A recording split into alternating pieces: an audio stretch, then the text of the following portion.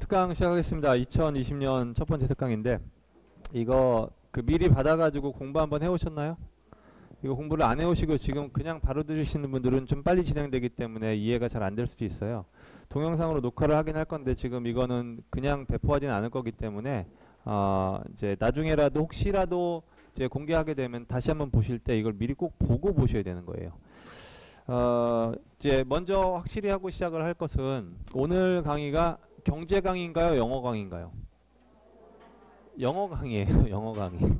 경제 강의가 아니라 영어 강의라고요. 왜냐하면 저는 경제 강의를 못해요.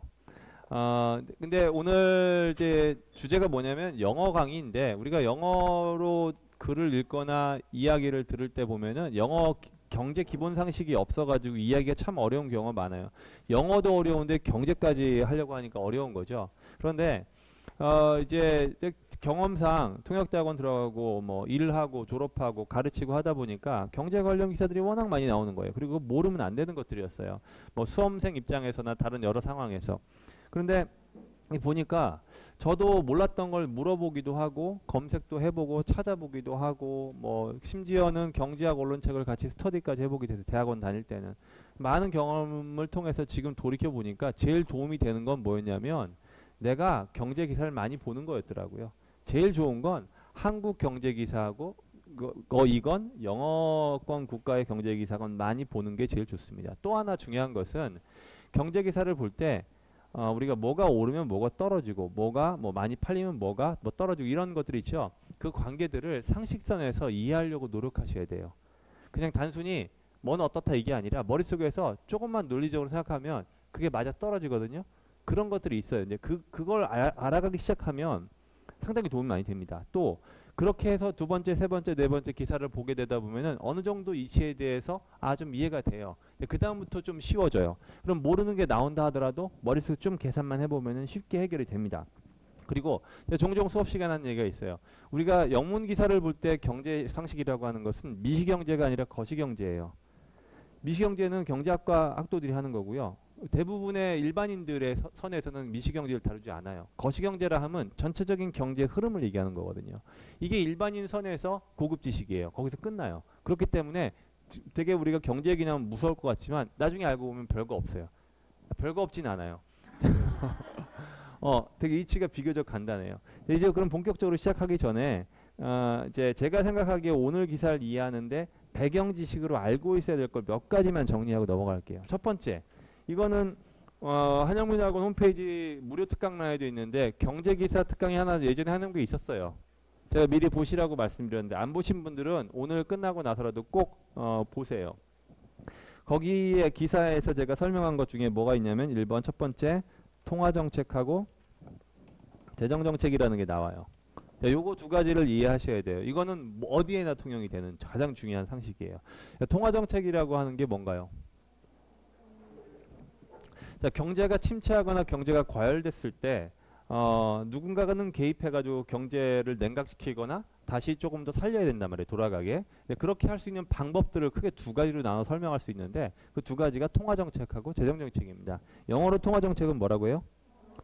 Monetary Policy라고 하고 재정정책은 Fiscal Policy라고 합니다. 근데 이거 이것을 정책을 실행하는 주체가 Monetary Policy는 누구? 중앙정부, 중앙은행이에요. 중앙은행. Central Bank입니다. 우리나라는 한국은행이고 미국은 FRB고 이런 식이에요. Fiscal Policy는 누가 해요? 정부가 합니다. 그래서 주체는 그래요. 일단 정부하고 중앙은행이 다릅니다. 그러면 통화정책은 통화량 공급을 조절하는 거예요. 통화량이라는 게 쉽게 얘기하면 돈이 많이 돌게 할까 적게 돌게 할까 이런 겁니다. 예를 들어서 머니터리 policy는 여러 가지가 있지만 뭐 직접 돈을 찍어내는 방법도 있지만 돈 찍어내는 건 이따 좀 얘기하고요. 좀 이따 얘기하고 제일 중요한 건 머니터리 policy를 조정한다는 것은 뭘 조정하는 거예요? 금리를 조정하는 거예요. 가령 지금 요즘 경기 좀 침체돼 있죠. 코로나 때문에. 그럼 침체돼 있는 경제라고 하면 돈이 많이 돌고 있는 거예요, 적게 돌고 있는 거예요. 적게 돌고 있는 거예요. 우리 몸속을 흐르는 피라고 생각하시면 돼요. 서서히 흐르는 거예요. 그러면 굳어버리면 큰일 납니다. 경색이 일어나요. 그래서 그 영어에서도 신용경색이라는 말을 씁니다. 쉽게 얘기하면 뇌경색처럼 피가 막히는 것처럼 돈이 막혀버려가지고 흐르질 않는 거예요. 그럼 큰일 나는 겁니다. 그럼 돈이 막 흐르게 해야 되죠. 그러면은 금리를 어떻게 해야 될까요? 낮춰야 돼요. 금리를 낮추면 어때요? 사람들이 돈 빌리기가 쉬워집니다. 그리고 사람들이 은행에 돈 넣으면 이자가 안 붙으니까 별로 은행에 넣고자 하는 인센티브가 사라지게 되겠죠. 그러니까 금리를 떨어뜨리게 되면 냉각된 경기가 좋아지게 됩니다. 마찬가지로 거꾸로 너무 과열되면 어때요? 너무 빨리 흘러버리게 되죠. 그러면 혈관이 터져요. 예, 그럼 안 됩니다. 그것도 역시 뇌졸중이나 심장마비를 일으킬 수 있어요. 그럼 어떻게 하면 되는 거냐면 돈이 덜 풀리게 하면 돼. 그럼 금리를 어떻게 해요? 높여요. 그런 사람들이 돈 빌리기가 부담스럽겠죠. 그러니까 돈을 안 빌려. 그럼 돈이 덜 풀려요. 마찬가지로 은행에 돈을 넣어놓으면 이자가 많이 붙네. 그러니까 차라리 건물에다 투자하느니 그냥 넣어놓으면 되는 거야. 그러니까 돈이 다시 은행으로 몰리게 됩니다. 그럼 돈이 덜 흘러가지고 이게 조절이 된다는 거죠. 최소한 이론적으로. 근데 실제로는 그게 잘 안 된답니다. 저는 몰라요. 그다음 재정정책 이건 누가 한다고요? 정부가 합니다. 정부는 이걸 어떻게 하냐면은 쉽게 얘기해서 예산을 경제에다 많이 투입할 거냐 아니면 덜 투입할 거냐 이거를 결정을 합니다. 그러니까 예를 들어서 지금처럼 경제가 안 좋을 때는 정부가 돈을 많이 투입하면 되죠. 돈을 많이 투입한다는 얘기를 뭐라고 하냐면 우리가 보통 예산 적자를 많이 낸다고 합니다. 예산이라는 게 뭐예요? 1년 동안 우리 살림살이죠. 그럼 예를 들어서 나 1년 동안 1조 원을 가지고 굴릴 생각이야. 근데 경제가 너무 안 좋아서 내가 계획했던 거 가지고 안 될 것 같아. 그러면은 그래 2천억 원 정도를 더 뿌리자. 라고 해서 2천억 원이라고 하는 예산 적자까지 감수해 가면서 돈을 뿌리는 겁니다. 여러분 요즘 그거 받고 있나요? 재난지원금 요거 갑자기 들어간 추경 예산 들어갔죠. 추경 예산이 추가 경정 예산이라고 해가지고 이게 바로 빚낸다는 거예요. 그래서 지금 우리 정부는 예산 적자를 늘리고 있는 겁니다. 경기가 침체돼 있으니까. 근데 시간이 좀 지났어. 5년 지나가지고 경제가 너무 과열됐네. 그럼 큰일 나. 이게 더 위험한 거야. 그럼 어떻게 해요? 예산 적자 폭을 줄이는 거예요, 오히려. 그리고 세금을 오히려 올려요. 그럼 돈을 더 걷어들이는 거지. 그럼 돈이 덜 흘리겠죠. 이게 재정 정책이에요. 이게 가장 기본적인 개념입니다. 그러면 두 번째 개념은 뭐냐면 까먹을까봐 써놨어요. 요거는 쓸 것도 없는데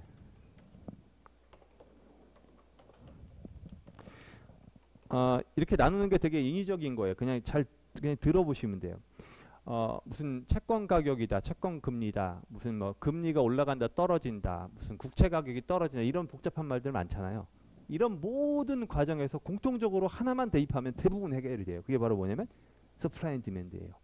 예를 들어서 채권에 대한 수요가 많아진다. 그럼 채권 가격이 높아질까요? 떨어질까요? 채권에 대한 수요가 많아. 그럼 채권 가격이 올라가게 되겠죠.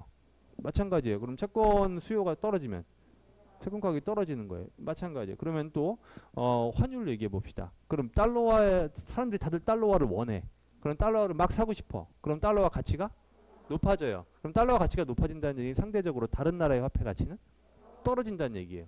지금 예를 들어서 미국에 돈이 몰리고 있다 칩시다. 달러화에. 그럼 달러화에 몰리고 있으면 달러 가치가 높아진다는 얘기죠. 그럼 원화의 가치는 떨어지고 있는 거죠. 그게 지금 벌어지고 있는 일이에요. 원화의 가치가 상대적으로 달러화 가치에 비해서 떨어진다면 환율이 어떻게 된다는 거죠? 올라간다는 뜻이에요. 예를 들어서 1달러 가지고 1,000원을 그러니까 1,000원이면 1달러를 살 수 있었어요. 근데 이제 달러가 더 귀해졌어. 그럼 1,000원 갖고 안 되는 거야. 그럼 1,100원이 되는 거죠. 그러면 지금 원화의 가치는 떨어지는 거고 달러의 가치는 높아지는 겁니다. 자, 요것도 수요와 공급의 법칙이에요. 무조건 찾는 사람이 많으면 가치는 높아지고 찾는 사람이 적으면 가치는 떨어진다. 요건 모든 것에 적용이 돼요. 그래서 앞으로도 이 얘기는 계속 할 겁니다. 무조건 이거예요. 그러면은 대부분 해결이 돼. 그래서 가만히 있어봐. 얘네가 이렇게 채권을 이렇게 하는데 왜 이게 금리가 떨어지지? 그러면은 딱 덮어놓고 그래 더 많이 산다고 하니까 가치가 높아지니까 이렇게 되는 거구나. 대부분 맞아 떨어진다는 거예요. 이거 이따가 이제 리딩 글 보면서 요것도 적용해가지고 설명할 거예요. 세 번째는 뭐냐면은 실질과 명목의 개념이에요.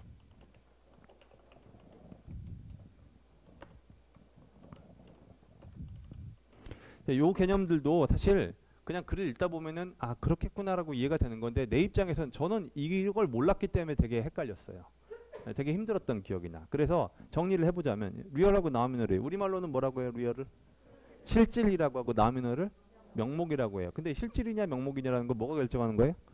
인플레이션, 물가 상승률이 결정하는 겁니다. 예를 들어서 임금 상승률을 얘기해 봅시다. 임금, 작년에 임금이 어떤 사람이 시급으로 따져볼게요. 10,000원이었는데 올해 11,000원이네. 그러면 몇 퍼센트 오른 거예요? 10% 오른 거죠. 근데 그거는 인플레이션을 고려하지 않은 거야. 그러면 이건 뭐라고 하냐면 nominal wage growth라고 하는 거예요. 그럼 이게 명목 임금 상승률을 얘기하는 겁니다. 그러면 10% 오른 거죠. 근데 이거는 실제로 별로 의미가 없어요. 왜냐면 물가 상승률을 고려해야 돼. 물가 상승률을 고려하지 않으면 별로 의미가 없어요. 자, 물가가 작년에서 올해까지 한 해 지나면서 5% 올랐다 쳐봅시다. 그러면 실제로는 임금이 얼마큼 오른 거예요? 5% 오른 거예요. 왜냐면은 10% 올랐다고 하지만 물가가 또 같이 올라 버렸기 때문에 실제로 내가 쓸 수 있는 돈의 가치는 5%밖에 안 오른 거지. 그걸 뭐라고 하냐면 리얼 웨이지 그로스라고 하는 거예요. 그러면은 이렇게 임금 상승률에도 명목이 있지만 GDP 상승률에도 명목이 있어요. GDP가 뭔가요? Gross Domestic Product. 우리말로 하면 국내 총생산이에요. 근데 이게 왜 중요하냐면 GDP가 쉽게 얘기하면 economic size예요. 한 나라의 경제 규모는 GDP예요, 그냥. 예, 예를 들어서 우리나라가 전 세계에서 뭐 10위 경제 대국이라고 하죠. 그 경제 규모로 따지는 거예요. 쉽게 얘기하면. 근데 경제 규모를 뭘로 따지냐? GDP로 따집니다. 그러니까 항상 GDP 얘기가 나올 수밖에 없어요. 그러면 이게 그럼 GDP 성장률을 연 대비로 우리가 2019년에서 2020년 올라오면서 GDP 성장률이 3%라고 해봅시다. 그러면 뭐 선진국 치고는 괜찮은 거지만 후진국 치고는 엄청 낮은 거예요. 중국 같은 경우는 10%대 성장 계속했습니다. 근데 올해 그 코로나 때문에 거의 2, 3%대로 떨어진다고 하면 엄청 떨어진 거죠. 근데 만약에 이 GDP 성장률을 우리가 이걸 나미널로 했을 때 5% 성장했다고 해봐요. 근데 물가 상승률이 2%였어요. 그럼 실질적으로는 GDP가 얼마큼 오른 거예요? 3% 오른 거죠. 그럼 많이 안 오른 거예요. 그래서 이게 명목 성장률이냐 실질 성장률이라는 것도 항상 고려해 둬야 돼요. 오케이? 자, 그러면은 한 가지만 더 얘기하고 다음 네 번째로 넘어갈게요. 뭐냐면 GDP 성장률이 2%였는데 물가 상승률이 3%였어요. 그러면 실질 상승률은 얼마큼 되니까? 마이너스가 되는 거죠. 마이너스가 된다는 얘기는 경제 규모가 축소돼 버렸다는 얘기예요. 이런 개념들만 갖고 계시면 돼요. 마지막 네 번째 얘기하고 바로 글로 넘어갈게요. 그리고 글로 넘어갔을 때는 쉽다 생각하는 건 빨리빨리 슉슉 지나가고 설명할 부분만 오래 설명을 할 거예요. 뭐냐면 요거는 좀 어려울 수 있는데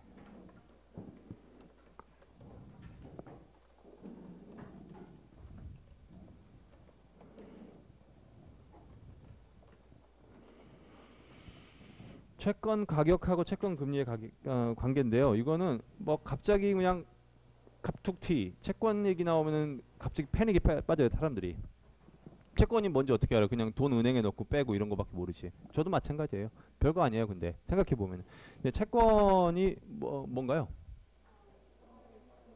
발행해가지고 돈을 구하는 거예요. 그래서 자금을 구할 수 있는 수단을 얘기합니다. 근데 자금을 모을 수 있는 수단은 크게 두 가지예요. 채권을 발행하거나 주식을 발행하는 거예요. 근데 주식하고 채권하고 가장 큰 차이는 주식은 계상을 할 때 자기 자산이 되지만 채권은 부채가 됩니다.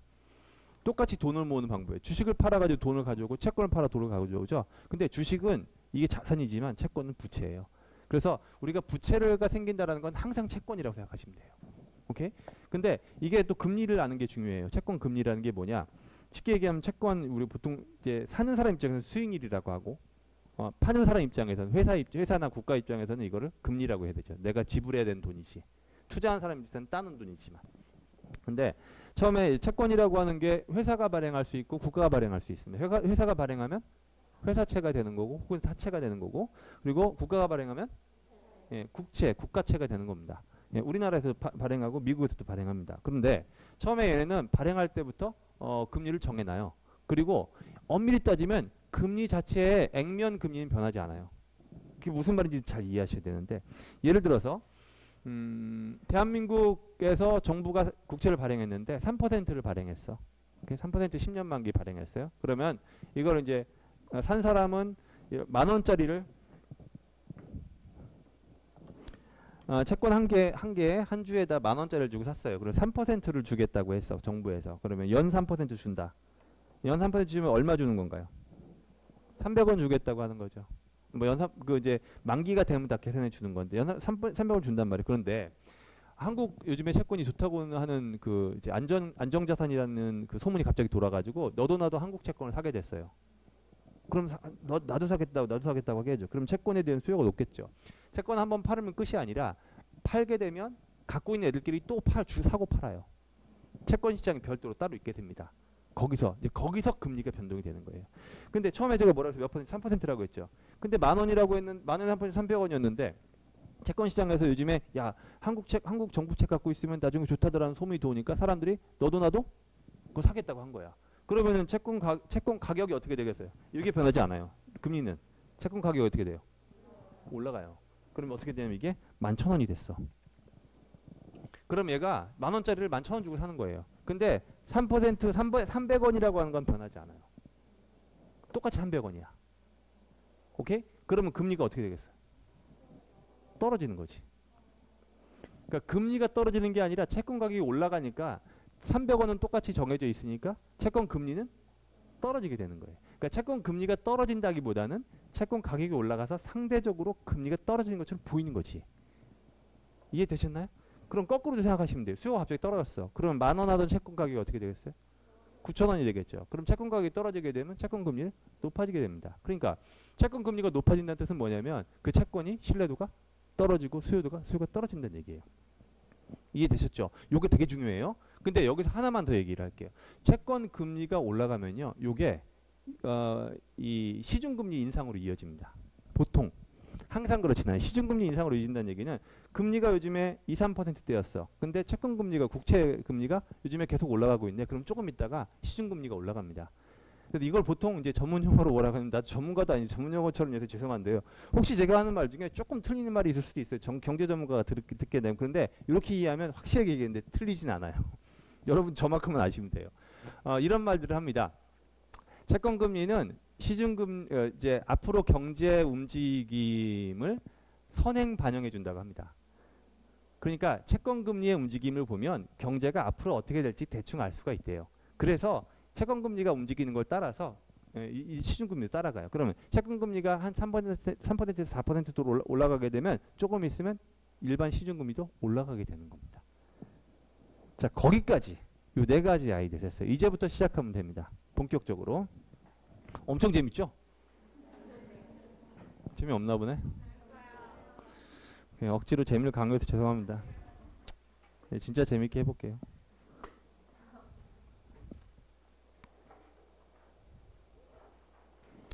제목부터 한번 보죠. After disease to death. 코로나가 COVID-19 코로나19가 가니까 부채가 남네. 그 예를 두 줄이 이게 전체 글의 제목이에요. 여기서 말하는 레거시는 부채 얘기하는 거예요. 이 코로나19가 남긴 비싼 유산을 대처하기 위해서 그러니까 이게 빚을 얘기하는 거죠. 정부들이 have to find the right path between 스티뮬러스 경제에서 스티뮬러스 항상 나와요. 이거는 뭐예요? 진작책이라고 해가지고 돈을 쏟아부는 걸 얘기하는 겁니다. 오케이.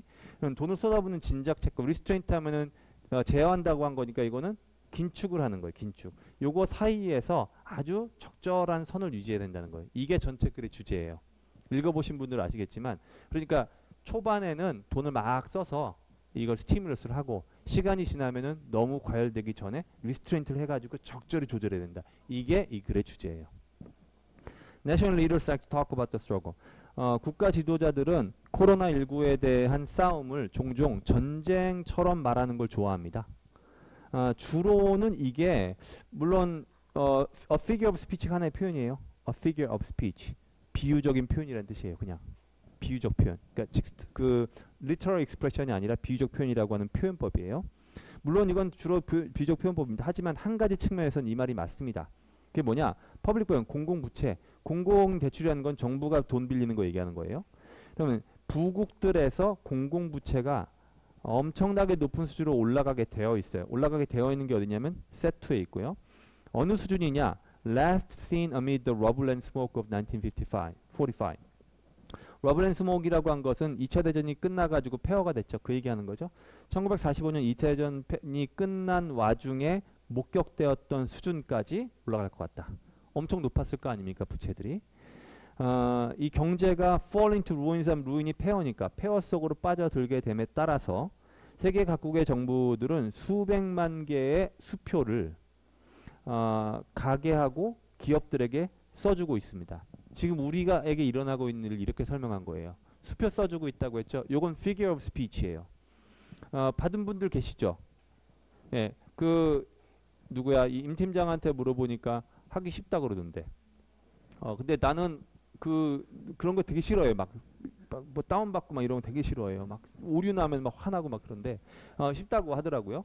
근데 사실은 우리가 뭐 방식이 여러 가지가 있잖아요. 은행에서 카드에다 포인트로 적립하는 방식이 있고 무슨 또 직불 카드로 하는 방식이 있다면서요. 근데 사실은 그거는 우리가 수표받는 게 아니잖아요. 그런데 얘들은 돈을 준다라는 걸 그냥 비유적 표현으로 writing checks라고 해준다고요. 이 얘기예요 지금. In order to help them survive lockdown. 락다운 지금 유행어처럼 돼버렸죠. 뭐라고 하나요 우리말로? 봉쇄 조치예요. 이탈리아였나요 처음에? 도시 봉쇄 조치했던 거. 그걸 락다운이라고 하는, 문 닫고 들어가지도 나가지도 못하게 하는 거예요. 그럼 락다운을 어떻게든 살아남도록 하기 위해서 돈을 막 주고 있는 거예요. 동시에 공장들이나 가게들이나 그 사무실이 문을 확 닫은 상태에서 세수가 정부 입장에서 크게 떨어지고 있습니다. 당연하죠.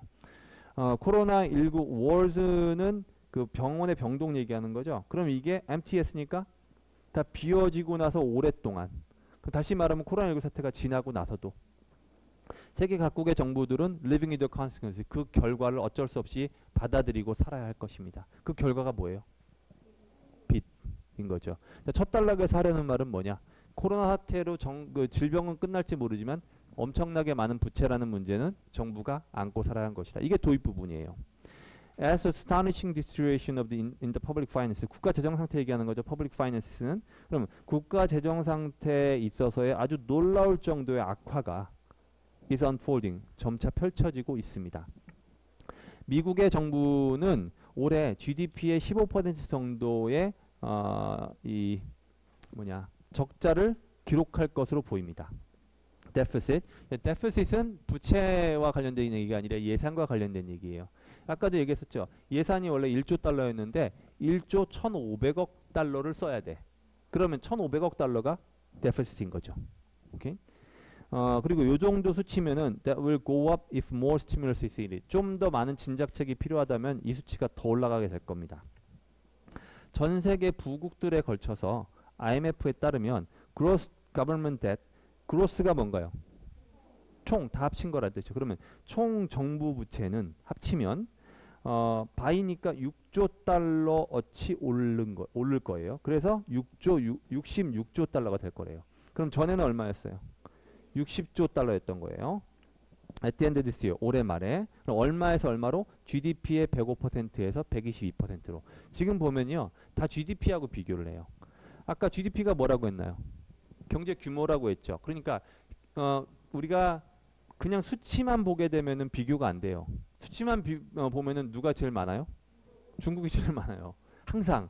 그러니까 비교하려면은 경제 규모 대비 얼마라고 해야지 이게 많은 건지 적은 것이 알 수 있기 때문에 항상 GDP 대비 얼마, GDP 대비 얼마 이게 나올 수밖에 없어요. 그럼 GDP 대비 105%에서 GDP 대비 125%로 올라간다라는 거예요. 다른 표현을 한 거죠. 6조 달러에서 66조 달러로 오른 것이 이 정도라는 거예요. A greater increase than was seen in any year during the global financial crisis. 그래서 the global financial crisis는 2008년 위기 얘기하는 거예요. 2008년 세계 경제 금융 위기 중에 목격되었던 어느 해보다도 더 많은 증대 폭입니다. 다시 말하면 2008년도 이후에 부채가 늘어난 비율이 있었는데 그때보다 훨씬 더 많이 오른 거란 얘기예요. 만약에 이 그 봉쇄 사태가 더 오래 지속된다면 the load will be greater. load는 짐이죠. 그러니까 여기는 뭘 짐으로 받은 거예요? 부채를 얘기한 거예요. 부채가 훨씬 더 커지게 될 겁니다. Managing such colossal debts. colossal 다 아시죠? 엄청나게 크다는 거죠. 이러한 엄청나게 큰 부채를 어떻게든 감당하는 것이야말로 서방 사회에게 큰 부담이 될 것입니다. 얼마 동안? For decades to come. 수십 년 동안.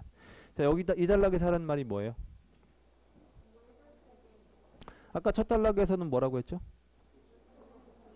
코로나는 끝나겠지만 그 엄청난 여파가 생길 것이다. 그리고 두 번째로는 그 여파는 바로 국가 부채의 급등이 될 것이다 라는 얘기했어요. 여기서 한 가지 짚고 넘어갈 게 있어요. 아까 데피시트이 15%라고 했죠. 그리고 그 다음에 debt이라고 했죠. 근데 데피시트하고 debt은 다른 거라고 했단 말이에요. 그 차이를 아셔야 돼요.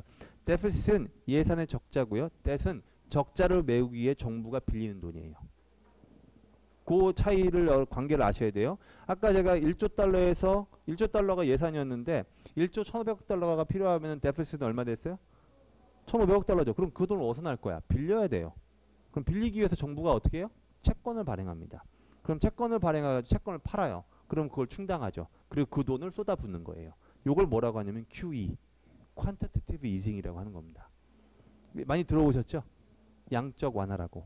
2008년 경제위기 때 돈이 없으니까 7천억 달러를 두 번씩 쏟아부었어요. 그 7천억 달러가 뭐냐면 국채 발행한 거예요. 그래서 그걸 파는 거예요.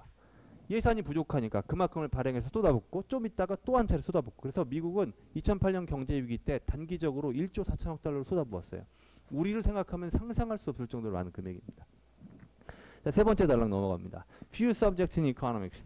경제에서 few하고 대니니까 최상급이죠. 정부의 부채보다도 더 많은 scaremongering을 attract하는 주제는 없는 것 같습니다. scaremonger, scare하고 monger죠.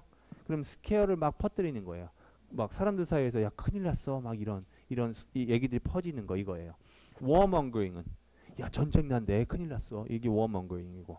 그러면은 정부 부채만큼 사람들 사이에서 공포를 조장하는 주제는 없다는 거예요. 자, 국가 부채를 보여주는 시계가 똑딱똑딱 가고 있는데 타임스퀘어에서 뉴욕 타임스퀘어에서 이것이 금방이라도 아마게돈 재정의 아마게돈이 올 것처럼 경고를 해왔다는 거예요. 자, 요거는 문자 그대로예요. 뉴욕 타임스퀘어에 내셔널 뎃 클락이 있어요. 뉴욕 타임스퀘어 보면 여기 이렇게 그림에 현재 국가 부채 숫자가 있어요. 그리고 계속 움직여요. 그래서 이제 이거를 구글에서 쳐보세요. 그러면 거기 그 클락을 보여줘요. 1989년에 만든 거야. 1989년도부터 이 미국 재정의 아마게돈 아시죠? 세계의 종말을 가져올 것이라고 하는 요한계시록에 묘사된 세계 종말의 전쟁을 사람들이 아마게돈이라고 부른 거예요. 오케이? 그러니까 재정 위기가 늘어나가지고 금방이라도 미국이 망할 것처럼 사람들이 생각했다는 거예요. 앞에 문장하고 연결되죠? 스퀘어먼거링을 유발했다는 거잖아요. 사실 한 나라의 공공부채는 is not like a household's credit card balance. credit card balance가 뭔가요? 신용카드 잔고. 이 잔고는 이렇게 생각하시면 돼요. 여러분은 한 달 동안 신용카드 금액 쓰면은 그게 지금 계속 우리가 결제 날까지 어때요? 지금 뭐가 쌓이고 있나요? 이게 부채가 쌓이고 있는 거예요, 지금. 근데 부채가 쌓이게 되면 끝날 때 어떻게 해요? 갚죠. 근데 이게 이렇게 생각하시면 돼요. 여러분 신용카드 그 대금 한꺼번에 다 못 갚아가지고 다음 달로 넘어간 적이 있지 않나요? 여러분들은 없거든요. 돈 많으시군요. 근데 그게 우리 문화적 차이예요. 서양에서는요 신용카드 대금을 한 달에 하나씩 매번 이게 갚는다고 생각하지 않아요. 많은 가구가 마이너스로 가지고 있어요. 신용카드 대금을. 그래서 예를 들어서 내가 150만 원을 썼네. 근데 이번 달에 100만 원 갖고 50만 원을 마이너스 남겨두는 거예요. 다음 달에 100만 원 써. 그럼 여전히 150만 원 되겠죠. 그럼 그 중에 이번에 여력이 있으니까 80만 원 갚는 거예요. 그게 보통 신용카드 잔고인데 왜 밸런스 냅냐. 밸런스가 이거죠. 이건 뭐예요? 플러스. 이건 마이너스예요. 그래서 이걸 밸런스라고 하는 거예요. 밸런스가 마이너스 쪽이냐 플러스 쪽이냐. 그래서 잔고를 밸런스라고 하는 겁니다. 오케이? 근데 우리나라에는 이제 마이너스 통장이라는 게 있죠. 예, 그것도 밸런스라는 개념으로 설명할 수 있어요. 내 통장은 밸런스가 마이너스 쪽으로 가 있어. 오케이?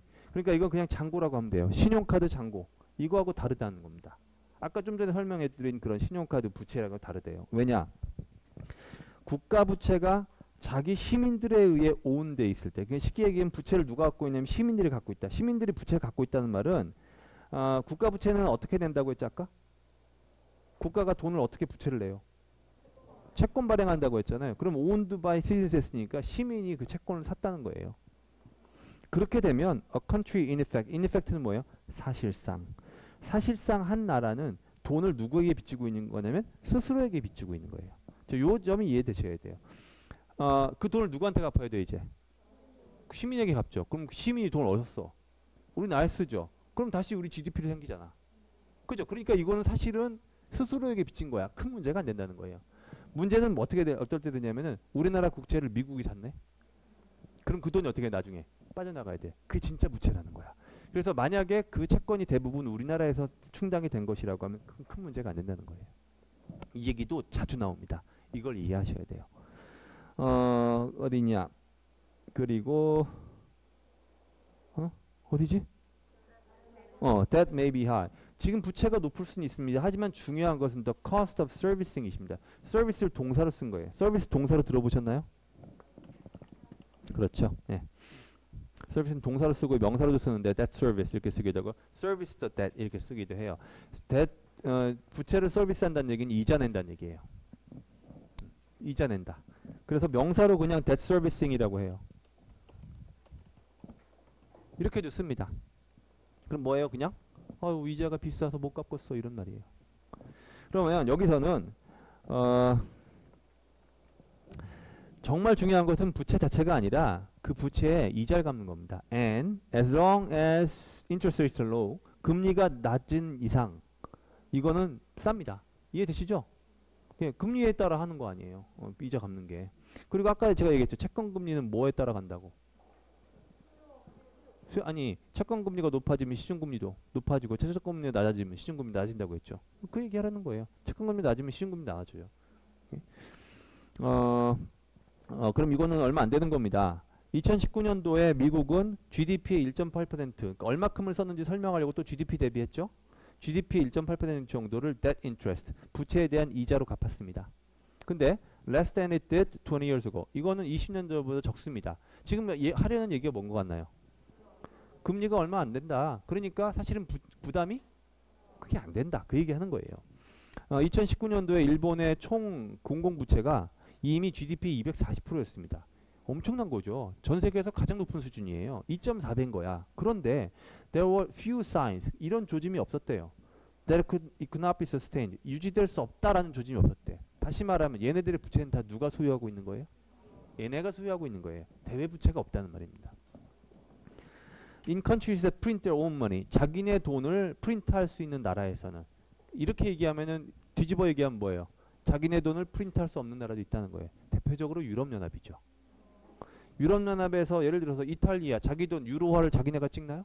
안 찍어요. 유럽중앙은행이 찍습니다. 그죠? 그러니까 자기네 원한다고 돈을 찍어내는 게 아니에요. 자, 이런 나라에서는 중앙은행이 hold down interest, 금리를 낮은 상태로 유지할 수가 있습니다. by buying bonds. 예, 채권을 사들임으로써. 이 말이 무슨 말인지 이해되시나요? 예, 이거 아까 설명한 거에 다 나온 거예요. 근데 다시 한번 설명을 해볼게요. 중앙은행이 돈을 찍어내요. 근데 만약에 중앙은행이 아이고 돈이 부족하네 찍어내야지. 그러면은 나라 망합니다. 아르헨티나 꼴 나는 거예요. 그럼 중앙은행이 돈 찍어내야지, 돈 부족하네 찍어내야지 하면 돈의 가치가 어떻게 되겠어요? 떨어지겠죠. 그럼 물가가 올라가겠죠. 아르헨티나가 그랬던 거예요. 물가 1000%. 이렇게 오르는 거예요. 그래서 얘네 절대로 그냥 찍어내지 않아요. 어떤 식으로 찍어내냐면 돈 찍어낸다는 얘기는 채권을 산다는 뜻입니다. 아까 내가 뭐라고 했어요? 정부가 데피시트를 충당하기 위해서 부채를 낸다고 했죠. 그럼 1,500억 달러어치의 국채를 냈는데 이걸 딴 애도 팔 수 있지만 중앙은행에 팔 수 있는 거예요. 그럼 중앙은행이 돈을 찍어서 그 찍은 돈으로 국채를 사주는 겁니다. 그러면 안 갚아도 되겠네? 갚아야죠. 안 갚으면 안 되지. 그럼 그게 부채가 안 되고 지는 맘대로 쓰게 되고 통화 공급량이 쓸데없이 높아지게 되는 거예요. 나중에 갚아야지 이미 시중에 풀린 돈을 끌어들일 거 아닙니까? 그렇죠. 안 그러면은 통화 공급량이 높아져가지고 그 물가 상승률이 너무 높아져서 경제가 망하는 거예요. 그래서 중앙은행이 돈을 찍어서 정부가 발행한 국채를 사주는 겁니다.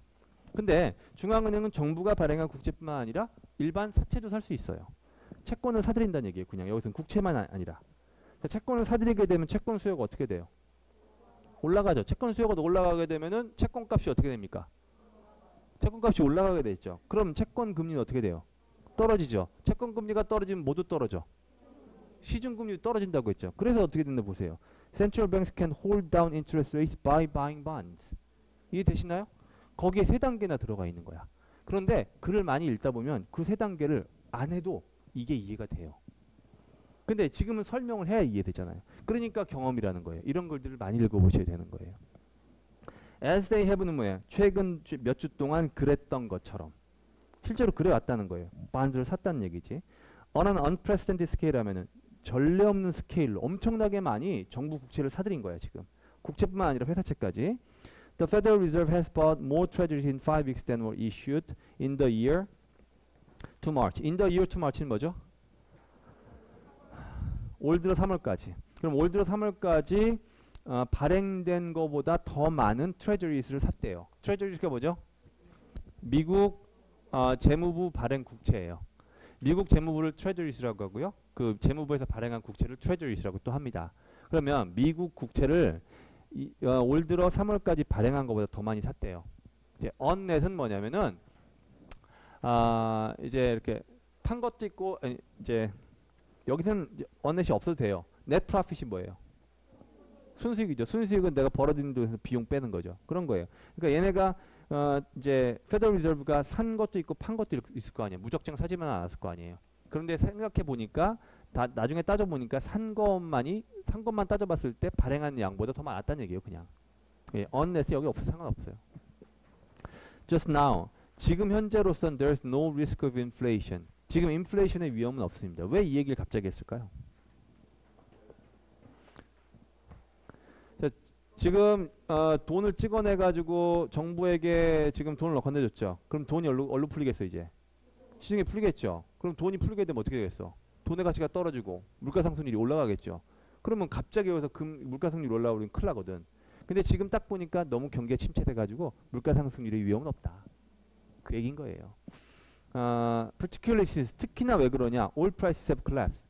기름값 싼 거 아시잖아요. 요즘 주유소 가는 게 즐겁잖아. 한 번 더 가고 싶어. 어제 넣었는데 막 버리고 싶어. 막 또 넣고 막 그거예요 지금. 물가가 엄청 떨어졌기 때문에 세계 물가에 가장 큰 영향을 주는 게 에너지예요. 네, 가장 큰 영향을 주는 거. 식량하고 에너지. 그래서 심지어는 인플레이션을 식량하고 에너지 뺀 걸 따로 따르기도 합니다. 워낙 영향을 많이 끼쳐가지고 경기와 상관없이. Most economists worry. 경제 전문가들은 less debt 어쩌고 저쩌고 than debt 어쩌고 저쩌고 나왔죠. 그러니까 어떨 때 더 걱정하는 거예요. 뒤에가 더 걱정하는 거죠. 앞에보다. 그러면 정부가 너무 무모하게 돈을 막 빌리는 것보다는 어떨 때가 더 걱정하냐. 너무 소심해가지고 너무 소심한 걸 더 걱정한다는 거예요. timid 아시죠? 소심한 거야. irrational fear of rising public debt 하면 비성적으로 공공부채가 느는 것에 대해서 너무 막 두려워가지고 돈 빌리는 거 막 손 바들바들 떨고 이걸 더 걱정한다는 거예요. inadequate fiscal support. inadequate이 뭐죠? 불충분해서 적절하지 않은 거예요. 그럼 불충분한 fiscal support는 아까 fiscal policy 뭐라고 했어요? 재정정책이라고 했죠. 그럼 fiscal support는 정부가 돈 나눠주는 거예요. 우리 지금 받는 거. 긴급 재정지원금, 긴급 재난 지원금. 근데 이거를 지금 충분치 않게 해주면 오늘날 이것이 risks pushing the economy into spiral of decline. 경제를 슉 하락세로 밀어버릴 수가 있습니다. 자, 이 단락에서 하려는 말이 무슨 말일까요?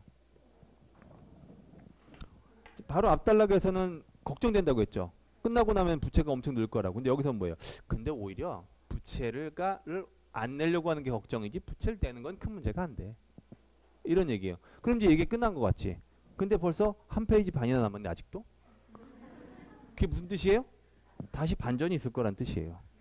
다음 부분. 하지만 spending freely now. 지금 막 돈을 쓰는 것이 to avoid a deeper slump. 훨씬 더 깊은 경기 침체를 피하기 위해서 지금 막 돈을 쓰는 것이 유일한 합리적인 대안이긴 하지만 wild borrowing for years. 수년 동안 마구 돈을 빌려대는 것은 엄청나게 큰 트러블을 가져올 수 있는 위험을 감수하는 것이 될 것입니다. 안 된다는 거죠. 미국은 엄청나게 완전 그 위험한 부채 위기에 대해서 아주 강력한 방어를 할 수 있습니다. 왜냐하면 달러가 세계의 리저브 커런시니까. 리저브 커런시라는 말 아시겠지요? 네, 보유통화. 이 보유통화가 뭐냐면 혹시 안 좋은 일이 일어나면은 대응하기 위해서 전 세계가 가지고 꼼쳐놓고 있는 돈이 꼼쳐놓고 있는 돈이 달러예요. 그래서 그걸 우린 보통 사람들이 뭐라고 부르냐면 외환 보유고라고 불러요. 외환 보유고. 그걸 영어로 뭐라고요? 그걸 foreign currency reserve라고 합니다. 자, 요거 갖고 있다가 갑자기 부채 위기가 나오면 요거 갖다 쓰는 거예요. 그래서 요게 쉽게 얘기하면 완충 역할을 하는 겁니다. 1997년 외환위기 때 우리나라 이게 37억 달러였대요. 라고 하면 보통 놀라야 되거든요. 근데 아무도 안 놀라더라고요. 37억 달러였다면 우와 그렇게 적었어? 이래야 되는데 37억 달러? 우리 입장에 37억 달러든지 3,700억 달러든지 3,700억 달러든지 똑같은 금액이거든. 그렇잖아요. 우리 돈에 37억 달러 있나요? 모르잖아요. 37억 달러면 그냥 나라 망했다는 뜻이에요. 그래서 그때 김대중 대통령이 당선되자마자 IMF 간 거예요. 그때는 우리나라에서 국채를 발행하고 생각할 것도 없었어요. 규모가 너무 크기 때문에 국채 발행 규모로 그렇게 했다가는 우리나라가 감당을 못합니다. 그래서 어쩔 수 없이 대외 차관을 직접 들어오는 수밖에 없었어요. 그래서 IMF가 가지고 돈을 빌려온 거예요. 엄청나게 많이. 근데 그래서 그때 썼던 표현이 뭐냐면 타임지에서 김대중 대통령이 with a hat in hand라는 표현을 타임지에 썼어요. with a hat in hand. 정말 치욕적인 표현이었는데 아무도 나랑 공감해주지 않네. 이게 뭐예요? 모자야. 그건 IMF 갔어. 이게 그 표현이야. 거지처럼 돈 받으러 갔다는 거예요. 이 얼마나 치욕적인 표현인데.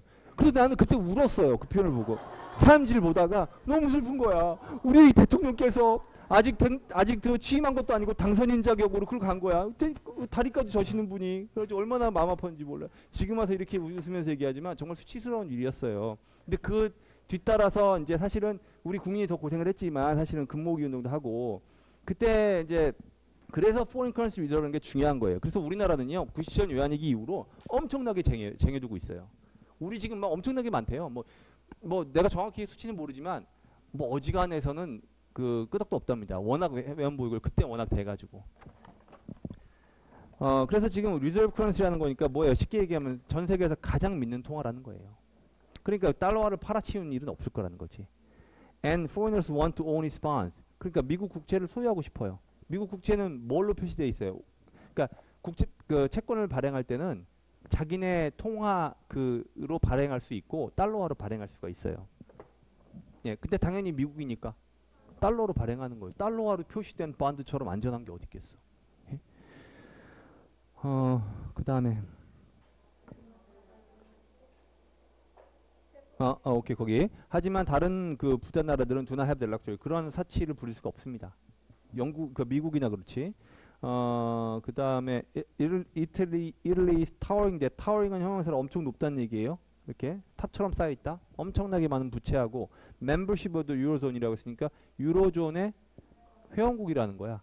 요 두 가지가 condemned to live 돼서 condemn이라는 말 뭐라고 외우셨나요? 비난하다. 절대 그게 아니에요. 이거 condemn은 거의 숙명 어떤 뭐라고 하나 좀 운명 그런 거랑 비슷한 얘기예요. 어쩔 수 없이 perennial threat을 갖고 살아야 한다라는 것을 뜻합니다. 이런 뜻이에요. 어떤 perennial threat, 연중 계속되는 그런 threat이냐면 of a financial panic, 금융 시스템 패닉이 올지도 모른다는 위협을 계속 안고 살아야 된다는 얘기예요. 이제 should로 연결된 부분은 가정법인 거 아시죠? should, ECU, stop 이거는 가정법이에요. should, 주어, 동사. 혹시라도 얘네가 이렇게 하면이란 뜻이에요. 그러니까 어떤 느낌이 그냥 if보다는 in case의 뜻이라고 보시면 돼요. 혹시라도 ECB가 뭐예요? 유럽중앙은행, European Central Bank. 예, 유로화 발행을 얘네가 하죠. 그러니까 유럽중앙은행이 이탈리아의 본드를 사주는 걸 중단하면 사준다는 거 이제 이해하셨죠? 그러니까 얘네가 유로화 발행해가지고 이탈리아로부터 본드를 사주는 거야. 이거를 예산 적자가 생길 때마다 해주고 있었거든. 근데 딱 보니까 야, 이 자식 이거 유로존 국가인데 이따위로 돈 맨날 빌려? 안 해. 그럼 이탈리아는 위기에 빠진다는 거예요. 그럼 스페인 짱 나는 거지. 그럼 여기서 하려는 말은 뭔가요? 바로 앞에서는 물론 뭐 오히려 부채를 안 받는 게 위험하지만 부채 자체는 위험한 게 아니라고 했죠. 여기서는 하지만 그건 미국 얘기고 다른 나라들은 막 부채 받으면 큰일 나. 이렇게 얘기했어요. 반전이 됐네요. The good news, 다행인 것은 또 반전이죠. 그러니까 좋은 글은 독자를 우롱해야 돼요. 쥐고 흔들어야 돼. 근데 이제 읽다 보니까 이상하게 쥐고 흔들어졌다는 느낌이 안 들어. 그럼 이해를 못한 거예요. 그 마음이 편해. 하나도 안 이상해. 그러면 안 되는 거예요 또. 다행인 건 금융시장 지금 금융시장 상태가 우리에게 보여주는 바는 rates will stay comfortably low. rates가 무슨 rates겠어요? 금리가 아주 뭐 편안할 정도로 낮은 상태를 수십 년 동안 유지할 것 같아요. 지금 전 세계 금융시장을 보니까. 하지만 so much is still unknown. 이 바이러스하고 이 바이러스가 가져올 영향에 대해서 너무 많은 게 알려져 있지 않은 상태라서 so하고 대시해요. 너무 많은 것이 알려져 있지 않아서 that now 지금 of all times 모든 시기 중에서 더더군다나 지금은 그 뜻이에요. now of all times 이렇게 된 거예요. 끊어읽기는 지금 investors cannot see clearly 투자자들이 far into the future 저 미래 멀리까지 볼 수 없다. 이거는 황사 낀 거 생각하시면 돼요. 황사가 끼어가지고 멀리 볼 수 없다. 그 표현이에요. 일부 경제 전문가들이 걱정하는 거는 that once the virus abate 아시죠? 강도나 속도가 수그러들고 완화되는 거예요. 중요한 단어입니다. 이제 요 기사에서는 단어나 표현까지 다 알아두셔야 돼요. 그러면 일단 바이러스가 슥 사그라들면 a price and interest rate spiral could get underway. be underway가 뭐예요? 진행 중인 거죠. 그럼 get이란 동사를 썼으니까 동적 의미로 어떻게 돼요? 확 진행되게 될 것이다. 이런 뜻이 되죠. 그리고 스파이럴이 뭘까요? 스파이럴. 그렇죠. 나선형으로 올라가는 거죠. 그럼 price하고 굳이 이렇게 쓴 이유는 뭐냐면 이게 뭔지 아시나요? 납득이를 바로 떠올렸어. 혹시나 이게 못할 줄 알았는데 납득이를 떠올랐어. 음란마귀. 네, 그렇게 해요. 맞아요. 납득인데 납득을 모르시는 분들 뭐지? 더워라. 나만 덥나? 프라이스 앤 인트레스트 파일을 이렇게 뱀이 또아리를 틀면서 이렇게 슉슉슉슉슉 올라간다. 뭐라고요? 한 손으로 하려고? 더럽다고요? 이건 이제 우리말로 하면은 물가와 금리 동반 상승. 이렇게 하면 똑 떨어지죠. 물가도 오르고 금리도 오른다는 거예요. 오케이? 그래서 아까 내가 납득이 이걸 한 거예요. 참. 이거 야심작이었는데 생각보다 잘 안 터졌네요. 그러면은 이렇게 됐을 때 물가도 오르고 갑자기 금리도 올라가지고 그게 시작될 수 있다. 그 물가하고 금리의 동반 상승이 시작될 수 있다. 그래서 burst of demand. burst of demand는 수요가 갑자기 폭발적으로 증가하는 거죠. 이것이 run up against라는 것도 하나의 표현인 거 아시죠? 그렇구나. 내가 막 가고 있는데 갑자기 벽이 탁 올라왔어. 그럼 벽이 run up against me 한 거예요. 그럼 얘네가 달려가다 이것에 탁 부닥쳤다라는 말을 run up against라고 쓰는 거예요. 그러면 이거 무슨 뜻인가 보세요. 갑자기 수요가 확 증가하겠죠. 사람들이 이제 갑자기 마스크 벗고 밖으로 나올 테니까. 근데 꼭 그때쯤 되면 이제 어떤 놈이 클럽 가겠지. 자식 그냥. 근데 그게 뭐에 부닥치냐면 왜 자꾸 얘 까먹어. supply chains that have been wrecked by the pandemic. 공급망인데 공급망이 완전히 아작났어. 팬데믹 때문에. 이거 이해되시죠? 사람들 잘리고 공급망 지금 기계 다 문 닫고 했잖아요. 그러니까 생각해 보세요. 내가 자동차 사려고 했는데 자동차 공장 문 닫은 지 2달 됐는데 자동차가 없어. 그럼 어때요? 수요는 증가하는데 공급은 없죠. 그럼 어떻게 해서 물건값이 오르겠죠. 그 얘기하는 거예요. 물건값은 오르고 금리는 오르고. 그럼 어떻게 됐어요? 난리 나겠지. 여기서는 뭐예요? 위험성.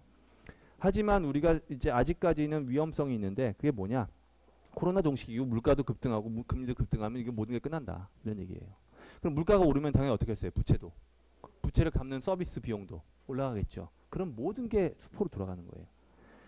Governance will toss. 따라서 여기서부터 이제 본격적으로 정부가 뭘 해야 될지 설명합니다. Walk a treacherous path between stimulus today and prudence tomorrow. 아까 첫 문장에서 처음 문장 시작할 때 두 줄 본 거 있죠? 이게 그거예요. treacherous 들어보셨죠? 오케이. 저 보세요. 이렇게 왼쪽 낭떠러지, 오른쪽 진흙탕. 진흙탕이 낫겠구나. 잘못하면은 이쪽으로 넘어져도 벼랑이고 이쪽으로 벼랑이고. 그럼 이제 요걸 내 걸어가는 걸 treacherous path로 걸어간다고 합니다. 그 밸런싱 액트라고 들어보셨죠? 밸런싱 액트. 누가 하는 거예요? 이중기가 하는 거지. 어디서? 이 언제적 영화냐? 언제적 보기는 했냐? 그게 뭐지? 남자 다 안 해. 여기 좀 연식이 된다는 뜻이에요. 이거 딱 잡고 이렇게 하는 거 있죠. 이게 밸런싱 액트예요. 그걸 treacherous path를 건다고 하는 거예요. 그럼 뭐하고 뭐 사이에? 스티뮬러스하고 프루던스. 근데 스티뮬러스는 today, 프루던스는 tomorrow. 이 프루던스 앞에 나왔던 뭐예요? 리스트레인트를 달리 말한 거죠. 그러니까 지금은 일단 돈을 풀어야 된다는 거야. 그리고 시간이 지나면 다시 돈을 다시 모아들어야 된다는 얘기지. Success is not guaranteed. 물론 성공이 보장된 건 아닙니다. 세계 2차 대전이 끝나고 나서 전 세계 각국들이 shrank their debts over the course of decades. over the course of decades 그러니까 수십 년이라는 기간에 서서히 걸쳐서라는 의미가 over에 있다고 종종 강조했습니다. 그러면은 부채를 줄여갔어요. 하지만 어떻게 함으로써 가능했었냐면 using a bossy combination. bossy 뭐예요? bossy. 이거잖아요. boss. 그러니까 되게 고압적인 거야. 그러니까 지금으로는 상상도 할 수 없을 정도로 고압적인 이거의 컨비네이션을 이용해서 가능했다는 거예요. 그럼 그게 뭐냐? 하이텍스성 캐피털이 뭐예요? 자본이죠. 자본소득세를 높인 거야. 자본소득세를 높인다는 얘기가 뭐냐면 땅 갖고 있으면은 땅에 세금 엄청 매기는 거야. 그리고 예를 들어서 쉽게 얘기하면 주식 투자인데 주식 투자해가지고 수익을 1,000만 원 냈더니 500만 원 내래. 예, 이렇게 하는 거야. 그러면은 세금이 엄청 많이 걷어들이겠죠? 그럼 국가 부채가 금방 갚을 수 있겠지. financial repression. 이거는 금융압제. 금융압제를 관할하는 거 보세요. forcing domestic investor. 국내 투자자들에게 강제로 hold debt. 부채를 보유하게 된 거예요. 채권단한테. at artificially low interest rates 했으니까 원래는 금리가 좀 높을 수도 있는데 강제로 야 니네 0.5%로만 해 그거. 그러니까 니네 저기 이자 조금만 받아. 이랬다는 거예요. 지금은 상상할 수 없는 거죠. 그렇게 해가지고 뭐 부담을 줄인 거야. 그리고 거기다 맨 마지막으로 인플레이션. 인플레이션이 왜 financial repression, bossy combination인지 그 다음에 설명을 보시면 돼요. which는 인플레이션을 받는 거예요. 컴마 무시하세요. erose가 뭐죠? 갉아먹는 거죠. 그럼 뭘 가면 the real value of debts over time. 아까 real 설명했죠? 예, 뭐예요 그게? 실질. 그럼 실질 가치를 갉아먹는데요. 시간이 점점 지남에 따라 over time. 이게 무슨 말인지 아시겠어요? 물가가 상승하면 돈의 가치는 떨어지죠. 근데 물가가 계속 상승했어. 그러면 예를 들어서 내가 돈을 이 사람한테 100만 원 빌려줬네? 근데 10년 지났더니 100만 원이 지금의 10원이야. 그러면 금방 갚아. 물가가 계속 상승하게 내버려두게 되면 옛날에 어떤 빌렸던 돈은 가치 그 원금 가치는 줄어들게 되는 거예요. 이런 세 가지를 이용해 가지고 부채를 줄인 거야. 일본은 여러분 잘 보고 있는지 확인하려고 했던 거예요. 베이비붐하고 rapidly rising levels of education. 교육의 수준이 매우 높아진 거. 이 두 개가 made it easier for economies to grow their way out of debt. grow their way out of 이거 M에서 많이 나왔던 거죠. 오케이? 어떻게 해서 밖으로 빠져나오게 됐냐? 성장함으로써 부채로부터 빠져나오겠다는 거예요. 쉽게 얘기하면 경제가 성장하니까 돈을 많이 벌어서 부채 갚아버렸다는 뜻이에요. 일본은 90년대 이후로 채권 시장 위기를 겪은 적이 없습니다. 하지만 얘네의 GDP 대비 부채 비율은 GDP 대비 부채 비율, debt to GDP ratio 앞에 나왔던 걸 달리 쓴 거예요, 그냥. 이게 계속 올랐대요. 근데 이상하잖아. 뎃은 어떻게 낸다고 해서 정부가 뎃을 어떻게 내요? 채권을 발행함으로써. 그러니까 그 앞에 채권 얘기가 나왔잖아요. 반드 마켓 크라이시스가. 채권 계속 발행하며 해가지고 뎃이 늘어났는데도 불구하고 90년대 이후로 반드 마켓 크라이시스를 한 적이 없는 거야. 왜? 얘네도 역시 여러 가지 방법을 이용해서 부채를 줄이는 방안들을 강구해 왔으니까. 그리고 아까도 나왔죠. 얘네들 다 부채가 누가 갖고 있어요? 국내에서 가지고 있으니까. 2007년하고 2009년 사이에 금융위기 끝나고 나서 일부 유럽 국가들은 opted for 많이 배웠죠? opted to, opted for 예, 어떻게 하기를 선택했느냐? budget cuts 예산 삭감을 하기로 했던 거예요. in order to cut debts 했으니까 부채를 줄이려고. 지금까지 얘기했던 부채 줄이는 방식하고는 많이 다르죠. 지금까지 어떻게 했어? 그냥 막 압제적인 방법 이용하고 이렇게 했는데 얘들은 이제 지출을 줄인 거네. budget cut 했으니까. with mixed results. mixed results는 뭐예요? 좋은 결과도 있고 나쁜 결과도 있다는 얘기니까 근데 뭐 상반된 결과들이 있었다. 어떤 때는 효과를 발휘했고 어떤 때는 효과를 발휘하지 못했다. And a big political backlash. 그리고 정치적으로 반발도 많았다라는 거예요. 자, 그럼 여기서 뭐냐? 따라서 현재 정부가 할 일은 지금은 일단 부양을 하고 나중에 긴축을 해야 되는 것이다 라는 거예요. 근데로 그래도 위험하다. 다음 부분 넘어갑니다. The politics of deficit reduction will be toxic. 부채 예산 적자를 줄이는 정치는 탁식하다는 얘기는 그게 여러 가지로 불리하다는 얘기예요. 되게 정치인들 입장에서 되게 힘든 일이다라는 얘기지. 부채 예산 적자를 줄이려면 어떻게 해야 돼요? 예산 지출을 정부 지출을 줄여야 되겠죠. 그럼 국민들 살기 힘든데 그럼 좋아할 사람이 누가 있겠어? 그럼 다음 선거에서 안 뽑겠죠. 그 얘기 하려는 거예요 지금.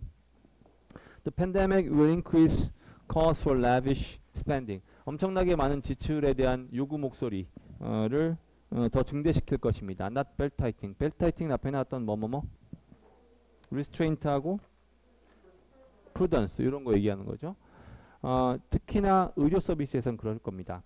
점차 인구 고령화가 진행되고 있다는 것은 결국 무슨 뜻이냐? There will be surging demand for pension.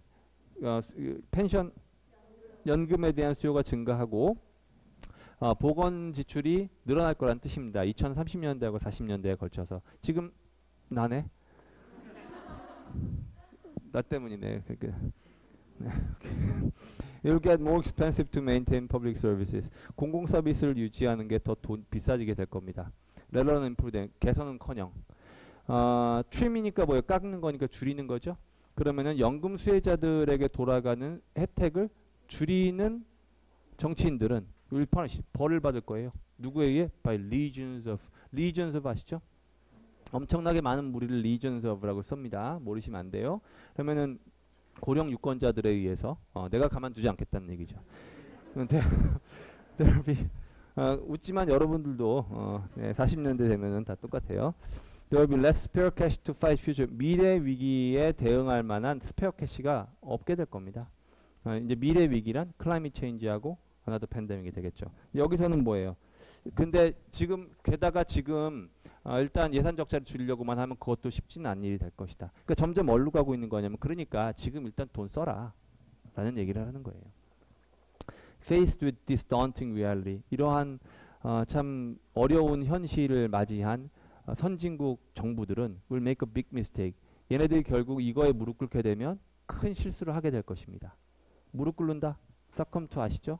굴복하고 무릎 꿇고 포기하는 거예요. To premature and excessive worries about budgets 했으니까 예산에 대해서 너무 시기상조격으로 지나친 걱정을 해서 거기에 무릎 꿇게 된다면 큰 실수하는 것입니다. 이게 무슨 얘기예요? 지금 돈 부족하다고 안 쓰려고 하면 안 된다는 얘기죠. While they are in the throes of 표현인 거 아시죠? 한참 뭐가 진행된다라고 하는 MO에서 자주 등장했던 표현이에요. 그러면 지금 한참 이렇게 갑자기 또 화가 나네. 우리 다 사라졌었는데. 이런 그 전염병이 한참 퍼지고 있는 이런 와중에 the withdrawal of emergency support, 우리가 지금 받고 있는 거 긴급 재난 지원금 같은 거에 갑자기 withdrawal 했으니까 뭐예요? 빼버리는 거야. 안 주는 건 will be self-defeating, 스스로를 자멸적인 결과를 낳게 될 것입니다.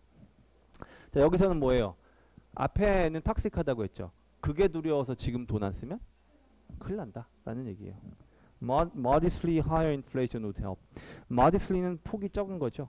그러니까 조금 높은 수준의 인플레이션이 도움이 될 겁니다. 어떻게 함으로써 도움이 되냐? By boosting the country's economy's nominal growth. nominal 나왔네 이제. 이 한 경제의 명목 성장률을 증대시킴으로써. 자, 요게 아까 설명대로 한 걸 적용해 보세요.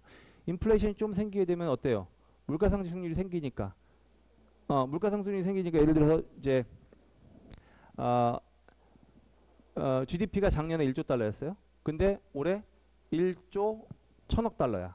그러면은 몇 퍼센트 증가? 너무 많이 올랐다. 1조 500억 달러예요. 그럼 5% 오른 거죠. 그럼 명목 GDP 성장률은 5% 오른 거죠. 그러니까 이게 그거 얘기하는 거예요. modestly high라고 했으니까 인플레이션이 예를 들어 살짝만 증가하게 되면은 nominal growth rate는 더 올라가게 돼요. 근데 인플레이션이 더 올라가게 되면은 nominal growth rate는 덜 그러니까 nominal growth rate이 덜 올라가게 되는 거지.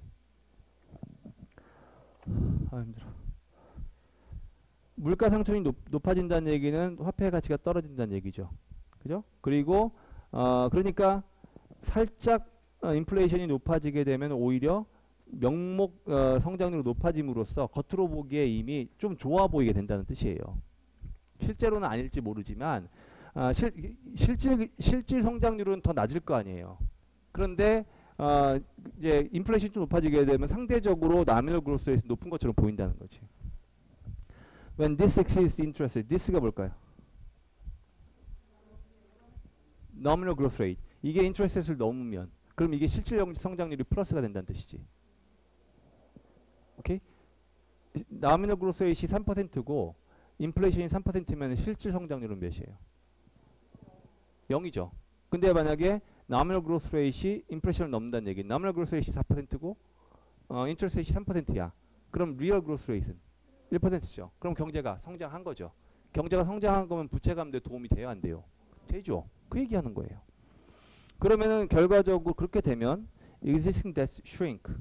GDP 대비 debt는 줄어듭니다. 왜냐하면 GDP 늘었잖아. 근데 부채는 가만히 있지. 그러니까 GDP 대비 부채는 줄어드는 셈이 되는 거지. 120%였다가 110%로.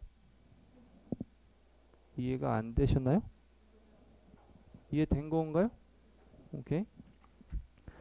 Unfortunately, 안타깝게도 중앙은행들은 have recently undershot their inflation targets. undershot 하면은 음, 언더슛에서 나온 건데요. 이거는 저기 항공에서 나오는 단어예요. 항공. 여러분 비행기 조종 다 해보셨죠? 아, 비행기가 이제 여기 활주로 오면 여기 활주로 이렇게 탁 내려가가지고 슉 가가지고 서야 된단 말이야. 근데 여기에 슉 떨어져야 되는데 잘못해가지고 여기 떨어진 거야. 예. 그러면 이제 가늠을 잘못해가지고 이제 그 쉽게 얘기하면 인플레이션 타겟을 3%로 정했는데 가늠을 잘못해가지고 왜 인플레이션이 올해 말 인플레이션을 3%로 목표로 잡게 되면은 준비는 올 초부터 막 하고 이래야 되거든. 근데 너무 우리가 기겁해가지고 3% 이상 오르면 안 돼 하니까 너무 언더샷 해가지고 2%로 끝나버린 거야. 그러면 문제가 생기는 거지. 그래서 아마 이제 얼마 전에도 내가 어떤 반에서 얘기했는지 모르겠는데 중앙은행에서는 항상 인플레이션 타겟을 정합니다. 그래서 물가 상승률이 매우 모든 것에 중요한 영향을 미쳐요. 아까 nominal growth rate, real growth rate, 부채도 영향을 미치고 다른 거에 다 영향을 미치기 때문에 이 인플레이션이 매우 중요해서 항상 중앙은행에서 그래 올해 우리 경제 인플레이션은 얼마로 타겟을 삼는다. 이걸 항상 내놔요. 근데 언더샷 했다는 얘기는 항상 예상치를 밑돌았다는 거예요. 오케이? 그 다음에 over the past 10 years, 지난 10년 동안 cumulative가 무슨 말이죠? 쌓인 거죠. 그러니까 예를 들어서 10년 전에 3%를 해놨는데 2.8%였네. 9년 전에 4%를 했는데 3.2%였네. 그게 0.2, 0.8, 0.3 이게 싹싹싹싹싹싹 쌓여온 거야.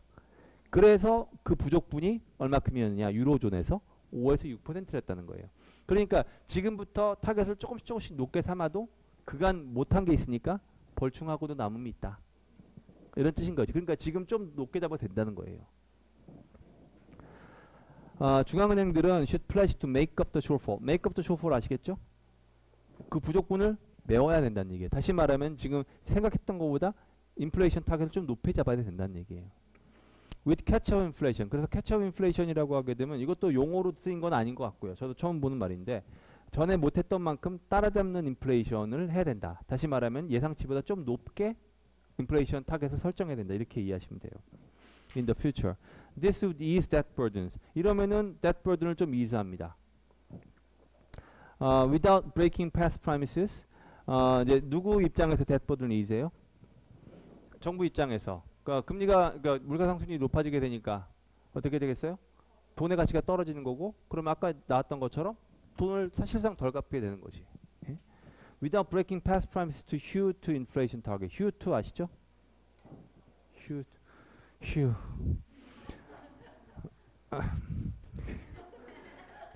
자, 요거는 예, 요것도 야심작이었는데 오늘은 예상이 다 안 맞아 떨어지네.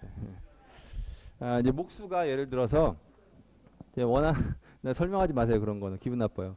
어느 부분에다가 이렇게 딱 맞추는 그 나무로 이렇게 뭘 세우려고 구멍을 뚫은 다음에 요 구멍 맞추는 부분을 딱딱딱 깎아서 딱 꽂았더니 안 맞아.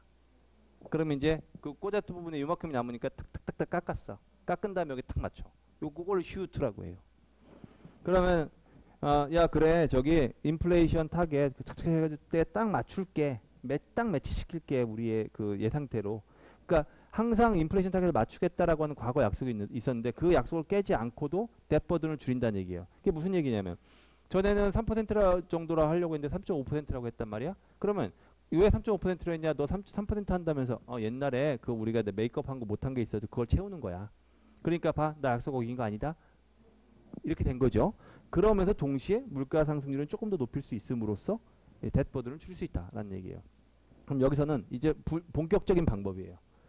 첫 번째 본격적인 방법, 물가 상승률을 살짝 높게 유지함으로써 금리를 떨어뜨리는 거다. 두 번째, 그리고 정부는 prepare for the 서둘지 않아도 되겠다. 2시간 넘을까봐 너무 서둘러서. 안 빠르죠?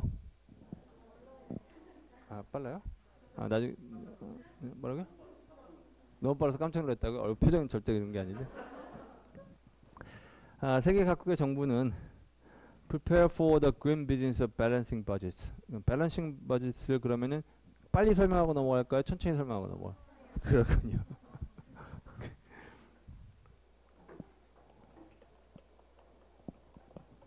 이거 우리말로 뭐라고 할까? 우리말로 균형 예산이라고 해요. 근데 우리나라 신문에 보면 이래. 균형 예산을 추구한다, 균형 예산을 맞춘다 이렇게 합니다. 밸런스 버짓. 근데 아까 버짓 얘기하면서 밸런싱 액트 얘기했었죠. 그러니까 그래 올해 예산은 1조 원이니까 그 1조 원을 세수를 맞춘 다음에 그만큼을 쓰겠다라고 이제 밑에 잔고가 0이 되면 밸런스드 버짓을 이룩한 거예요. 근데 이제 경기가 안 좋게 되면은 정부가 어떻게 됐어요? 재정 정책을 적자를 감수하면서까지 돈을 늘리겠죠. 그럼 어떻게 됐어요? 계속 데피시트 늘어나겠죠. 그럼 데피시트 이렇게 많은 상태에서 밸런스 버짓을 이룩한다는 것은 데피시트를 줄인다는 얘기고 부채를 줄인다는 얘기가 되는 거예요. 그러니까 밸런싱 버짓이라고 했으니까 이게 참 그림한 일이죠. 그림 참 힘들고 막 되게 무섭고 그런 일이야. 왜냐하면 밸런싱 버짓 하려면 세금 들여야 되고 복지 줄여야 되고 하니까. 그러니까 이것을 위해 준비해야 된다는 거예요. 언제? Later in the decade. 자, 요게 이제 두 번째 단계예요. 첫 번째 단계는 돈을 풀어야 된다고 했죠 아까.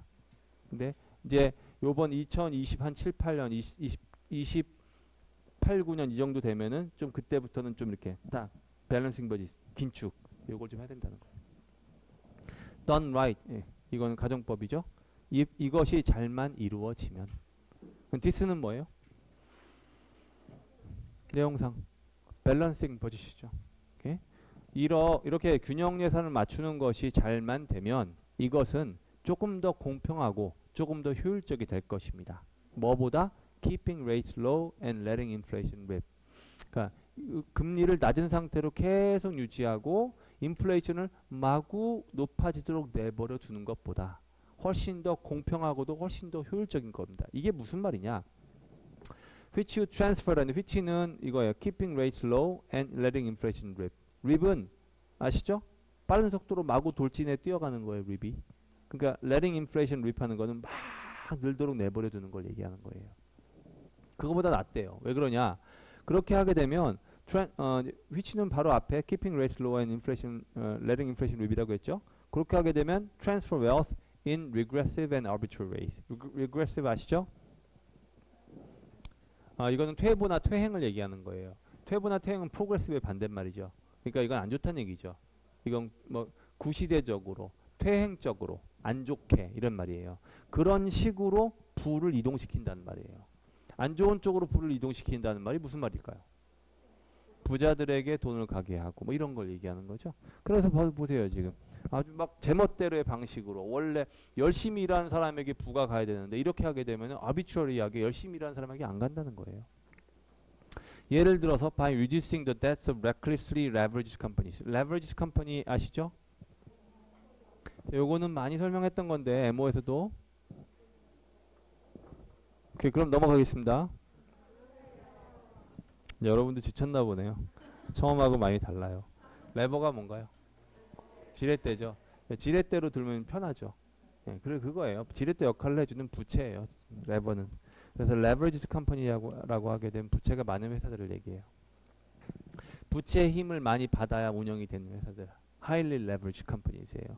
그러면 leveraged company, recklessly 완전히 무모할 정도로 부채가 많은 회사들의 얘네들의 부채를 줄여준다는 거예요. 이해되셨나요? 얘네가 부채 막 쓸데없이 부채 많이 냈는데 금리가 떨어져 버리네. 그럼 아싸 할 거 아니에요. 그럼 불공평하고 안 좋은 거지. 나쁜 놈들인데. 그리고 호모노는 일반적으로 가진 자예 못 가진 자예요. 가진 자죠. 그러면은 금리가 낮아지고 인플레이션이 높아지게 되는. 금리가 낮아지면 어떻게 됐어요? 사람들이 돈을 막 빌려가지고 돈을 뭐 집을 사고 뭘 사겠죠. 그럼 집값이 어떻게 되겠어요? 올라가겠지. 그러니까 이 호모노에게 도움이 된다는 거는 오히려 가진 자에게 부를 이전시키는 결과를 낳는다는 거예요. 그러니까 이게 fair and 어디서 fairer and more efficient 이 얘기를 하는 거죠. Better to raise taxes on land 땅에 대해서 또 그러니까 쉽게 얘기하면 부동산세, 상속세 이걸 올리는 거예요. 이게 훨씬 낫다는 거지. 그리고 carbon emissions 하면 탄소 배출량에 대해서 한다는 얘기는 이제 뭐 탄소 저감 장치 뭐 달아라 자동차 보고 그리고 기업들의 경우에는 탄소 배출 많이 하면 니네 세금 내라 이렇게 한다는 거예요.